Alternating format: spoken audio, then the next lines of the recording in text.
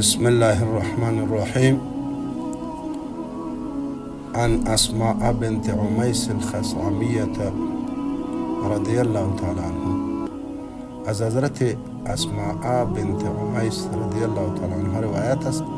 قالت سمعت رسول الله صلی الله علیه و سلم، فرمود که ما از پیامبر علیه السلام شنیدم که فرمود یقول می فرمود بئس العبد عبد تخیل و اختال، بدترین بنده خداوند او بنده است که خودخواهی داشته باشه و اختال تکبر داشته باشه و نسی الکبیر المتعال، فراموش کدو ذات را که کلان است المتعال بلند است. انسان خودخواه الله را به عزت دوست نداره، بنده بد پروردگار است.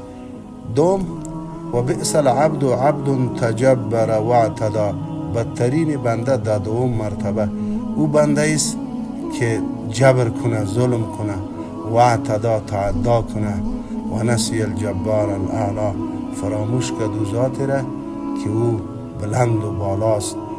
انسان متکبر خداوند را فراموش میکنه و از بعد از او کبر میکنه و ظلم میکنه و الله رب العزت جزای ظلم در آخرت برش میدهد. ان الله لا يحب الظالمین. سوم مرتبه بئس العبد عبد سها و لها، بدترین بنده خداوند او بنده است سها که غافل باشه. سها به معنای غافل است، از هر چیز غافل، از آخرت ناخبر، از حساب و کتاب ناخبر، از قبر، از روز محشر، پل صراط، از همه ای با خبر است. و لها چیزیای مشغول بودن بیفایده را میگه، مثل گیم های مبتذل، سریال های مبتذل. سها و لها غافل است و لها لو لعب میکنه، یعنی گیم های مبتذل میزنه، پابجی شد، قطع بازی شد و غیره سریال های مبتذلی که از نظر دین مبین اسلام معنویات انسان به باد سبا میدهد. اینمی بد بنده استنه. انسان خیلی قیمتی موجود است.